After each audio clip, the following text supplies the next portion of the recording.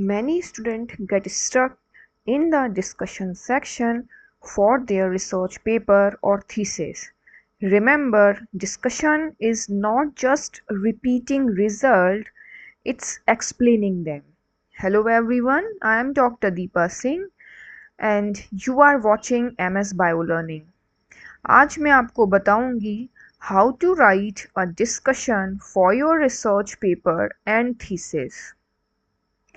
Starting with the purpose of the discussion section. To interpret your result, not just repeat them. आपका जो भी result आया है आपके रिसर्च का, अब वो रिजल्ट आपको डिस्कस करना है. डिस्कस मतलब आपको वो रिजल्ट बताना है कि ये रिजल्ट ऐसा क्यों आया है, इसके पीछे क्या रीज़न हो सकता है. तो ये सब आपको अब रिजल्ट के बारे में अपना डिस्कस करना है डिस्कशन सेक्शन में. सेकेंड है to connect your finding with existing research, और हमें कनेक्ट करके बताना है जो भी हमारी रिसर्च है. थर्ड है टू एक्सप्लेन अनएक्सपेक्टेड रिजल्ट. जो भी हमारा अनएक्सपेक्टेड रिजल्ट आया है हमें उसे भी एक्सप्लेन करके बताना है.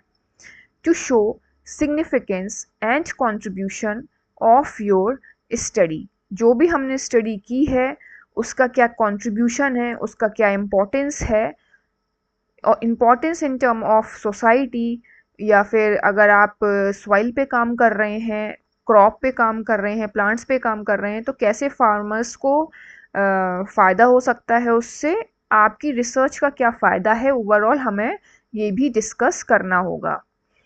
तो हम कुछ स्टेप्स पे चलते हैं अब, जहाँ पर हम ये लिखना सीखेंगे कि डिस्कशन को कैसे लिखा जाता है विथ एग्जाम्पल. तो सबसे पहले तो start with clear and focused summary of की फाइंडिंग. क्लियर और फोकस्ड समरी लिखना है हमें. जो भी हमारी फाइंडिंग है, जो भी हमारा रिजल्ट आया है, उसके बारे में हमें बहुत ही क्लियर कट अपना जो डिस्कशन है वो देना है. रीजंस, आंसर हमें सब बताना है. देखिए कैसे आप लिख सकते हैं. Explain the main result in simple way. जैसे कि आपका कोई रिजल्ट आया है तो आप कैसे उसकी शुरुआत कर सकते हैं.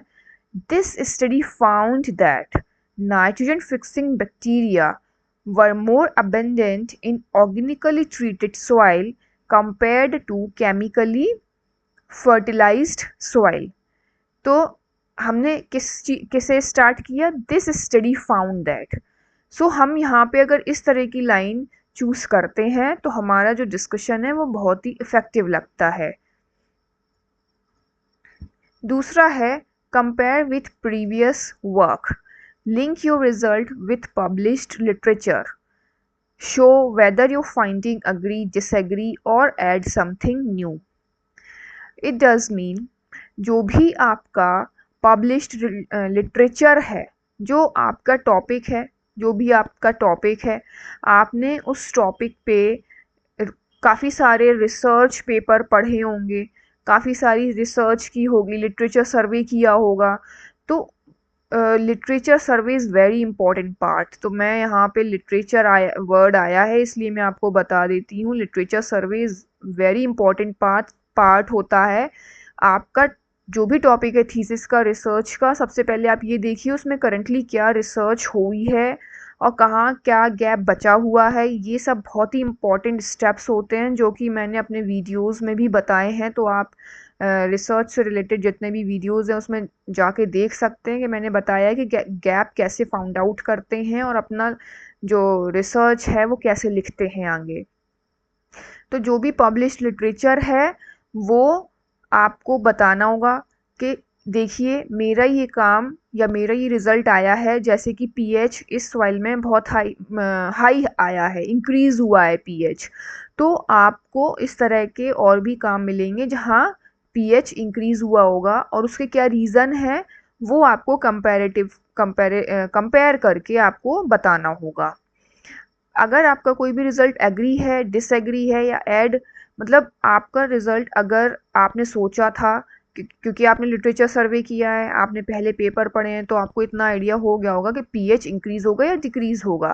तो ये एग्री रिजल्ट होता है कि हाँ हमें पता था अगर हमने इतना डोज जो है ऑर्गेनिक फार्मिंग कर रहे हैं और इतना डोज हमने कोई भी ऑर्गेनिक फार्मिंग में कोई भी एलिमेंट लेके हमने काम किया है तो यहाँ से पीएच बढ़ेगा, हमें पता था। लेकिन कुछ ऐसे रिजल्ट्स भी होते हैं जिसमें डिसएग्री हो जाते हैं, मतलब हमारा रिजल्ट वो नहीं आता जो हम सोचते हैं, कुछ ऑपोजिट भी आ सकता है या फिर कुछ नया भी हो सकता है इसमें। तो जो भी है, एग्री है, डिसएग्री है या कुछ नया आपने फाइंड आउट किया है, आपको सभी अपनी फाइंडिंग्स में बताना है। जो भी आपने की फाइंडिंग है आपको डिस्कशन में ये सब बताना होगा। जैसे कि मैंने आपको बताया कि आपने पब्लिश्ड लिटरेचर से आपको कंपेयर करना है अपने रिजल्ट को, तो वो आप इसी तरह कर पाएंगे जब आप बहुत सारा लिटरेचर या रिसर्च पेपर पढ़े होंगे। तो जिस तरह से एग्जाम्पल में लिखा हुआ है कि similar result were reported by Sharma, कि जैसा आपका रिजल्ट आया है वैसे वैसे ही शर्मा 2020 इन्होंने कुछ काम किया है, उनका रिजल्ट भी इसी तरह से आया है। who found higher microbial diversity on organic farming organic field, however unlike, इसका मतलब क्या है कि इनसे आपका रिजल्ट मैच नहीं कर रहा है। So unlike Singh 2018 who found no significant difference in bacterial population between organic and conventional system। तो अगर आपका सिमिलर है, डिसिमिलर है, कुछ न्यू फाइंडिंग है, आपको सारी फाइंडिंग अपनी मेंशन करनी होगी। एक्सप्लेन द पॉसिबल रीज़न, हमें ये बताना होगा कि क्या रीज़न है। अगर आपका कोई रिज़ल्ट किसी भी तरह का आया है आपको उसका रीज़न देना पड़ेगा। Discuss why you got these results. Okay, so mention biological, environmental और मेथडोलॉजिकल फैक्टर्स। जो भी फैक्टर रिस्पॉन्सिबल हैं आप वहाँ बताइए कि मेरी ये फाइंडिंग है, जो माइक्रोबियल डाइवर्सिटी है वो यहाँ इंक्रीज हुई है या डिक्रीज हुई है, तो क्यों हुई है।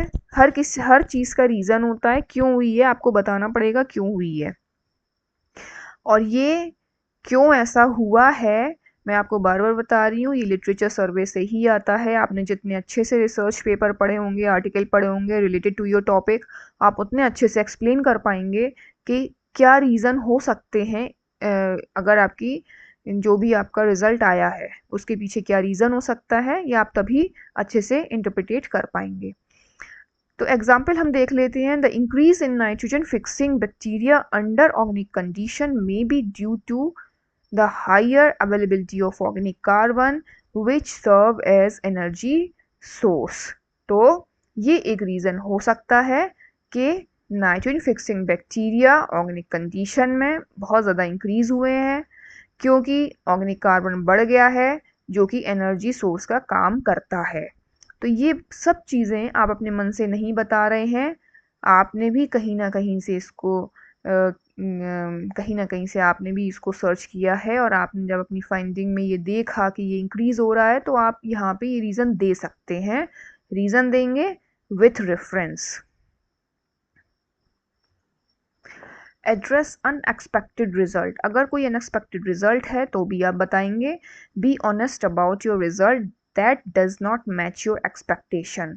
जो भी रिजल्ट आता है हमें उसको बताना होगा अपने डिस्कशन सेक्शन में। सजेस्ट पॉसिबल एक्सप्लेनेशन, किस तरह से आप लिख सकते हैं इसको। Contrary to expectation phosphorus level were lower in treated soil that could be due to leaching during heavy rainfall. Heavy rainfall की वजह से ये रीज़न हो सकता है।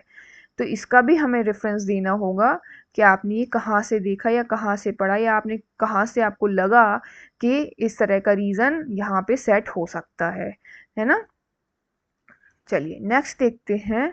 Highlight the significance, show how your result advance knowledge, mention implication for theory, practice और policy. देखिए आपकी जो भी फाइंडिंग है, अब हमें अगर उसके कुछ सिग्निफिकेंस हाईलाइट करनी है तो वो आप कैसे करेंगे, विथ एग्जाम्पल समझते हैं।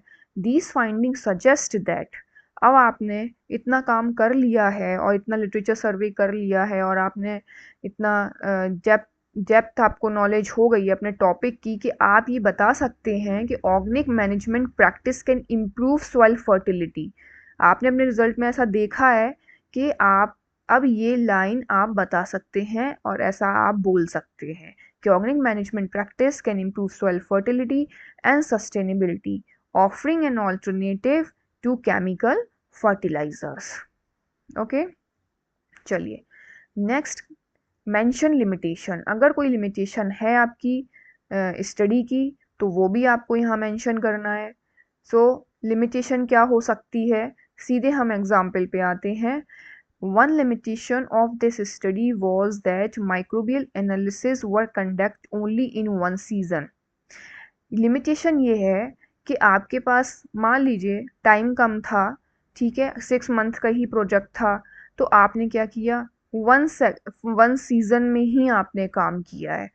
या फिर कुछ ऐसा सिनेरियो हो गया, बहुत ज़्यादा रेनफॉल हो गई, फ्लड हो गया, कुछ ऐसी कंडीशन हो गई जो आपका प्रोजेक्ट लंबा नहीं चल पाया है, तो आप बताएंगे वहाँ पे कि आपने एक ही सीज़न में काम किया है। यही काम अगर आप बहुत मतलब ईयरली 2 या 2 साल में या 3 साल में, कितने सीजन्स हैं, कितने तरह की इन्वायरमेंटल कंडीशन चेंज हुई है, अगर आप उसमें करते, सीजनल वेरिएशन देखते, तो और भी इफेक्टिव काम ये होता।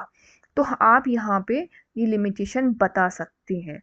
सो फ्यूचर स्टडीज़ के लिए क्या है, future studies should consider seasonal variation, क्योंकि आपने बताया है कि हमने एक तो एक ही सीज़न में किया है, लेकिन फ्यूचर में सीजनल वेरिएशन पे आप काम कर सकते हैं। एंड विथ फ्यूचर डायरेक्शन, तो आप एक फ्यूचर में आपके प्रोजेक्ट के आगे, मतलब आपने अपना प्रोजेक्ट यहाँ छोड़ा, इसके आगे कोई क्या काम कर सकता है आप ये बता सकते हैं।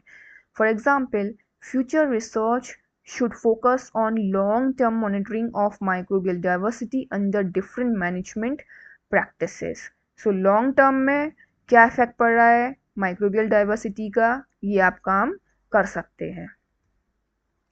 नेक्स्ट है, the result of this study show that organic soil management practice significantly increase the population of nitrogen fixing bacteria compared to chemical fertilization. तो this study showed that, तो दिस स्टडी शोड दैट, ये आपका काम है जो आपने बताया कि ये जो आपकी केमिकल फर्टिलाइज़र जो यूज़ होता है उससे तो बेटर है कि आप ऑर्गेनिक सॉइल मैनेजमेंट प्रैक्टिस करें, तो ये ज़्यादा आपको बेटर रिजल्ट देगा। This finding is consistent with early reporter by Sharma 2020। तो ये जो फाइंडिंग है ये किसके सिमिलर है, Sharma 2020 and Li et al 2019 who observe higher microbial diversity in organically amended soil. Okay, however, unlike, मतलब आप, अभी मैंने आपको बताया कि इनके तरह आपका रिजल्ट नहीं है, ये डिसिमिलर है। who found no significant difference in bacterial population between organic and conventional system. Our study demonstrate a clear increase in microbial activity under organic condition. Okay, the higher abundance of nitrogen fixer may be attributed to greater availability of organic carbon and reduce chemical disturbance, which provide a favorable environment for microbial growth. यहाँ पे भी हमें एक reference देना होगा। Interestingly, phosphorus availability was lower than expected in organically plot, who could be explained by higher microbial immobilization and leaching during rainy season. So यहाँ पे भी हमें एक रेफरेंस लगाना होगा। तो आई होप अब आपको क्लियर हो गया होगा कि अगर आपकी जो फाइंडिंग है, पहले आप अपनी फाइंडिंग बताएंगे that this study showed that, उसके बाद आपकी जो फाइंडिंग है वो किससे सिमिलर है आप वो बताएंगे, अगर कोई डिसिमिलर है तो आप वो भी बता देंगे। उसके बाद आपको अपना रीज़न देना है कि अगर आपका कोई स्टडी में इस तरह का पैरामीटर आया है तो वो पैरामीटर किस रीज़न की वजह से हो सकता है, आपको वो रीज़न भी यहाँ देना होगा। अब आप देख रहे हैं कि रिज़ल्ट, जब हम रिज़ल्ट लिखते हैं तो हम वैल्यूज़ लिखते हैं, 2.4 आया, 8.9 आया, या किसी भी तरह से हम लोग उस कोरिलेशन ये है या नोवा लगाया, आपने कोई भी टेस्ट लगाया, तो हम लोग रिज़ल्ट में नंबर्स पे बात करते हैं, लेकिन यहाँ पे हम नंबर्स में बात नहीं कर रहे हैं। हम केवल अपने हमारा क्या रिजल्ट आया है उसका कंपैरेटिवली बाकियों का क्या रिजल्ट होता है या क्या रीज़न है, हम वहाँ डिस्कशन में केवल यही लिखते हैं।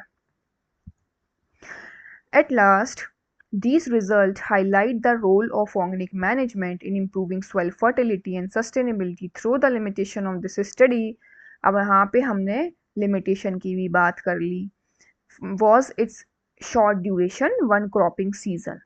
फ्यूचर में हम क्या कर सकते हैं? Future research should focus on long-term monitoring across multiple soil type and climate condition to be better understand the stability of their microbial communities. तो क्लियर हो गया होगा, आई होप आप सभी को यहाँ तक। अगर आपको मेरा ये वीडियो पसंद आया है तो please like, subscribe and comment your requested topic. You can follow me on YouTube, Telegram, Instagram, Facebook. अगर आपको कोई भी टॉपिक से रिलेटेड प्रॉब्लम है तो आप मुझे टेलीग्राम पे मैसेज कर सकते हैं। I will do reply. Thank you.